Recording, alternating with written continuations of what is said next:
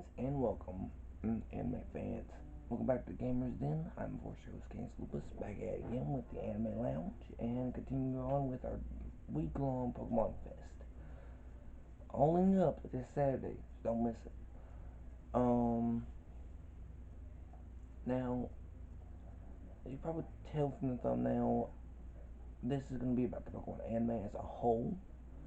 Um, I actually have, well, I'll get to that in a second. Since I was 6, Pokemon's been part of my life for so long at this point, and the anime is definitely one of those things that have stuck with me. Of course, I remember the original series anime opening. That one's iconic. Johto Journeys, the first one, the Johto stuff, first Johto intro, and of course, uh, well, again, I'll get to that in a second.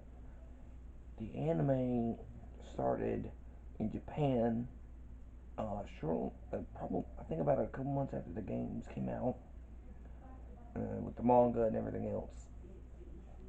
Pokemon Mania was going big over there, and it follows Ash Ketchum, a perpetual 10-year-old throughout the entirety of the series. And yeah, the series has definitely stuck with me to the point where I have quite a few of the movies, Detective Pikachu, of course, on Blu-ray, and Advanced Battle, probably one of my favorite parts of the anime. Um, and of course, the anime started with the original set of episodes, those being the original Indigo League, and with some mini arcs in there, and then there's actually, depending on which generation you're going in, will depend on how many like sets of, of a series is in there. So for Gen 1, you have two series. The Indigo League, which consists of quite a few, consists of half of it. The other half is the Orange Islands, which you never really get to do in the games, which I think is kind of a letdown. I would have loved to see what they would have done with the games with that, but eh. We got the Sevi Islands in the games later on, so I'm not miffed. I'm not miffed. Um, that's another thing. The anime would visit cities and towns and places that you wouldn't see at all in the games. To this day, most of the stuff in the anime has never been seen, but most of the like generations will have up to two to maybe four at the most of their sets, depending on how long the generation is, everything. So for like Gen 1, there was two series, I suppose you could say, seasons or whatever. Johto had three, Hoenn had four, etc., etc. We are currently in Gen 8 with Pokemon Journeys, which is super cool. Gen 8, lucky us that the series is still around and still has Ash and Pikachu. Actually, this is how a lot of us learned, well, a little bit about Pokemon. But therein lies a bit of a problem. This is also where we get the sub versus dub crowd. See, 4Kids Entertainment did a lot of the dubs for all the way up to the fourth generation, I think, third or fourth. I don't remember. Um, but I do know that by the sixth generation, the Pokemon Company was doing it themselves. So not that's why you get like stuff like Rayquaza or Rayquaza. You get arguments back and forth on how to pronounce a Pokemon name, but this is why. This right here is why. Um, and of course, they had quite a few movies over the years as well. And these would usually be bigger scaled battles by the end of it. With the biggest one definitely being, let me say it,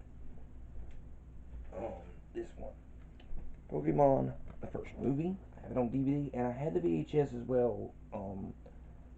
That's what I was gonna tell y'all. I have a bunch of VHSs that don't know if they're really worth a lot or at all, but got a bunch of it from the original set and the first Johto set. Quite a few of them, and the first movie, and I think the second movie. Yeah, the second movie. Of course, I got quite a few of the DVDs and Detective Pikachu on Blu-ray, so I do have quite a few pieces of Pokemon movie sets. But the anime quickly grew in its own right. To the point where we were rooting Ash every time to win a tournament, even though we knew he wouldn't. Until finally he did in Gen 7. Um, and the characters are what make you stick around. Yes, a lot of the characters pop up in the games, but there were characters that were exclusive to the anime. You never really saw them in the games at all. Like Officer Jenny. I think she only appears in Pokemon Yellow. I think. I could be wrong, but and I think Let's Go Pikachu and Let's Go Eevee as well. I think those are the only ones that you really like cameos. They don't call her Officer Jenny in there, but you have Nurse Joy and Officer Jenny. You have, depending on which city you're in, they all look identical. The mom, daughters, aunts, they're all named Joy and Jenny respectively, and they're all either nurses or officers respectively. It's super duper weird, and yeah, Brock, one of the characters in the anime, and he does appear in the games in the Kanto games. Um, he is practically smitten with all of them. That's just who his character is, and I'm gonna get into the characters in a minute or two. The anime definitely impacted me to the point where Ash is definitely my one of my favorite characters. I love Advanced Battle. That is my favorite um, song. Yes, the original holds a special place in my heart. The first Johto one definitely incorporates the journey, but holy crap, Advanced Battle is what I personally think encapsulates Pokemon the best about being the number one in the world, being the ultimate Pokemon master, being able to take down any opponent no matter what happens. Um, but that's just me. That's just me personally. I know some of y'all might think otherwise, but let's continue. Some of the notable characters that pop up, besides pretty much, I think every gym leader pops up. Yeah, I think every gym leader pops up in the anime. Um, you have of course Ash Ketchum being the main character, Misty and Brock.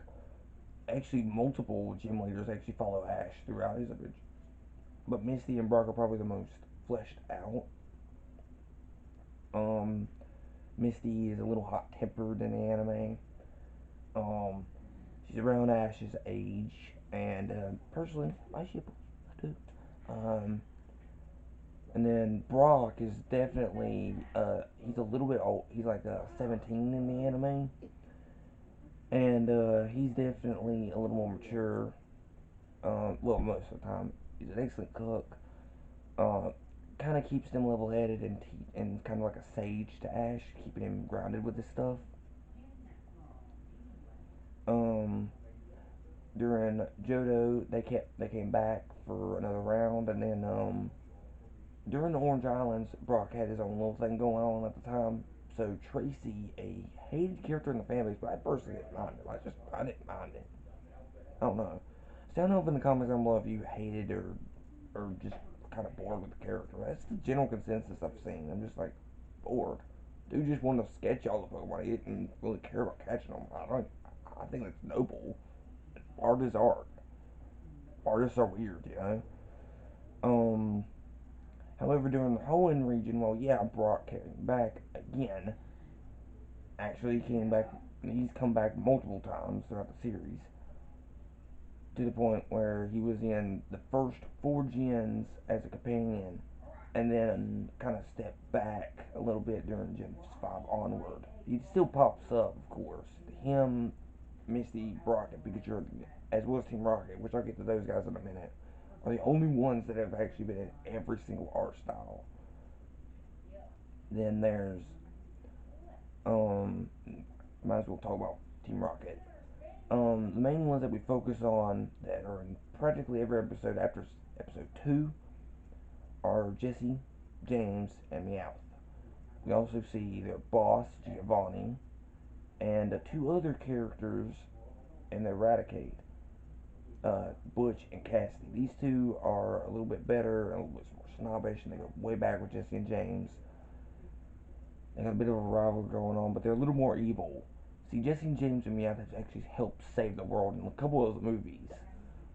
But then you have the likes of, but these guys have their own little backstories and everything. James is kind of a coward that likes bottle caps and everything. Um, Jesse is like, holy crap, does she need to cool off a little bit? Um, and then Meowth is actually a talking Meowth. He actually taught himself how to speak. It's a whole thing. They all tell them their own little things on how they became part of Team Rocket in the series.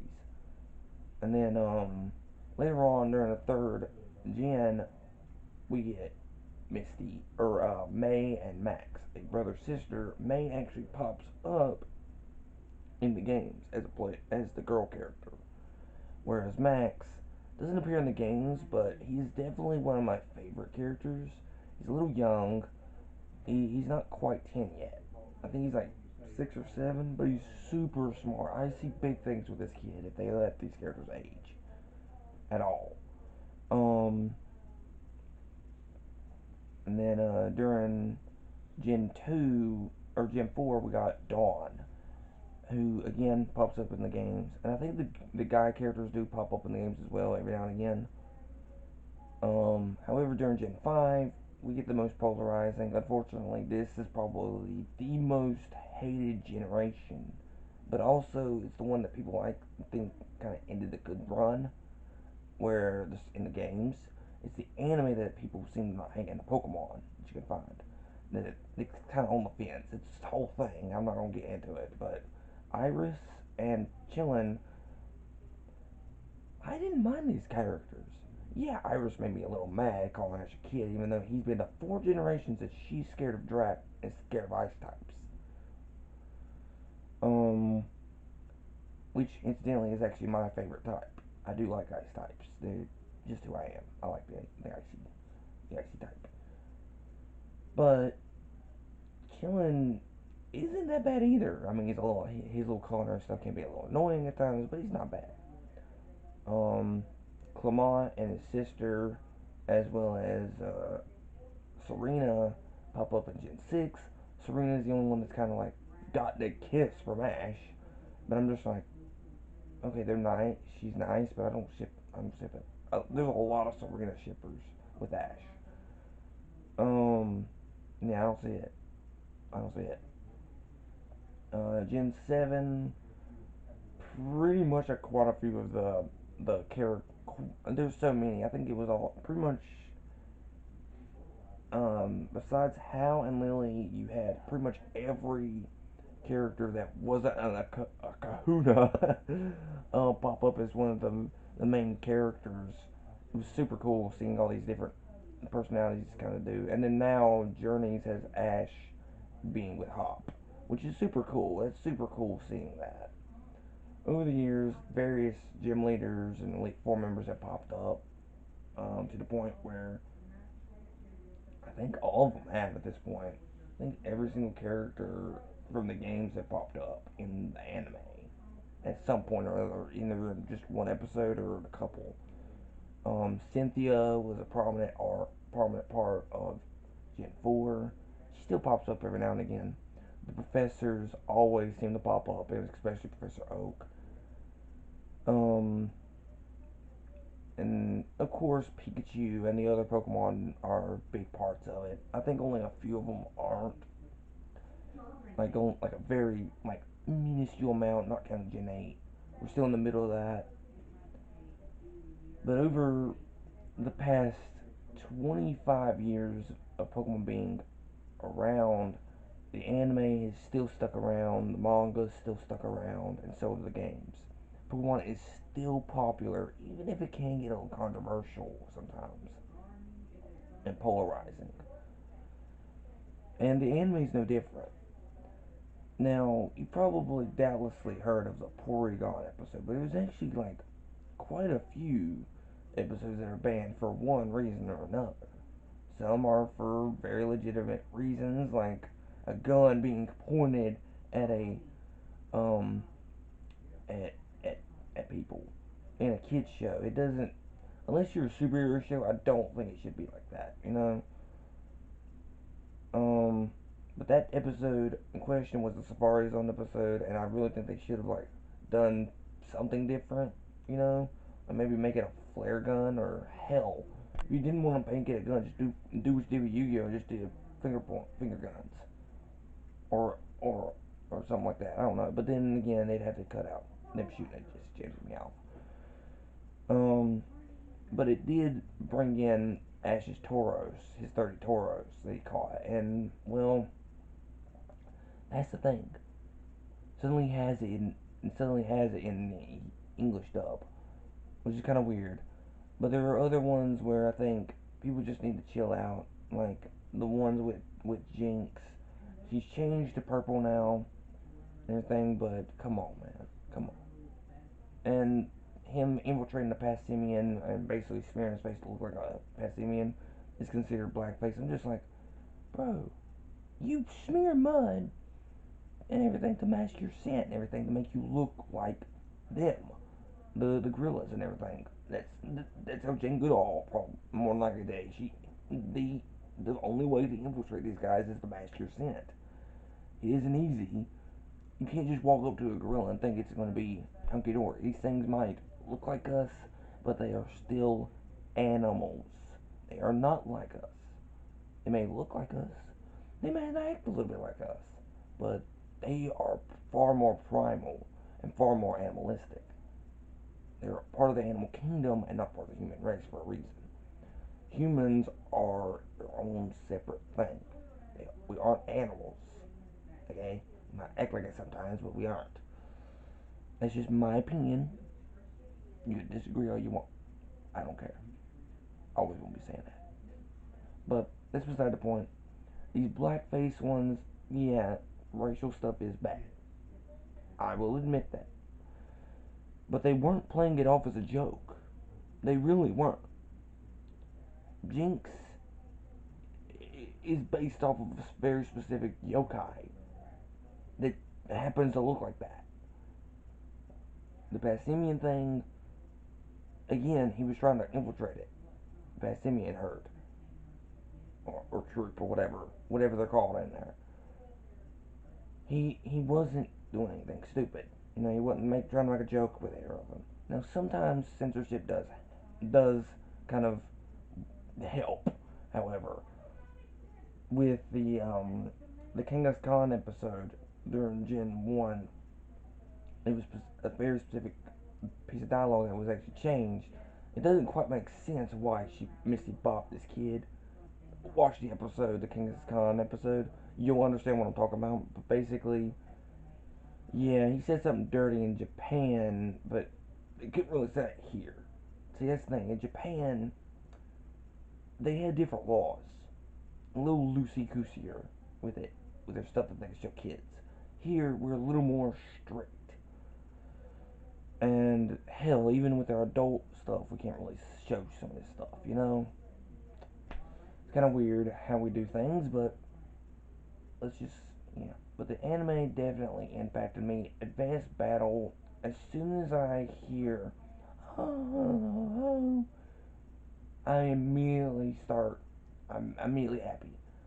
seeing Gen 3, probably my favorite Gen, um, uh, on television was super cool. Um, but yeah, the anime has definitely impacted me and hopefully impacted a lot of you growing up. Seeing some of the epic battles in the series and seeing some of the awesomeness show up within the within the movies. Um, and sometimes there's big events with those as well. Like the Ash Cat Pikachu's and all that. That's how we get certain mythical Pokemon too. But with that being said, guys, tell me down in the comments down below what you think of the anime, what you thought of it. Would you like to see some of the banned episodes, like kind of like edited a bit, or maybe like with the Pokemon Porygon episode, or show some of the other ones that they really didn't show here for whatever reason or another? And as always, guys, I want you to like, share, subscribe for future videos. Um, Go back and see some other stuff like those. Watch those; they're super cool. All this week we've got numerous more Pokemon stuff to go through. Tomorrow I will be going through the various spooky bits of the of both the anime, the manga, and the games for Pokemon. And of course, tune in this Friday. I got a special gameplay stuff going for Pokemon, as well as our normal Skylanders stuff. I might do a Smash Brothers video too. And of course, stay tuned for this Saturday, February 27th, where I will be doing a brand new video specifically looking at I'll give you my reaction of the Pokemon Day reveal stuff that they're doing, little videos that they're doing. So hopefully I'll see you guys there, as well as some of our other videos that we've got planned. I've been Cadence Lupus. I love each and every one of you. You are wonderful, and hopefully you'll come back around to the Gamers Den. See you guys tomorrow.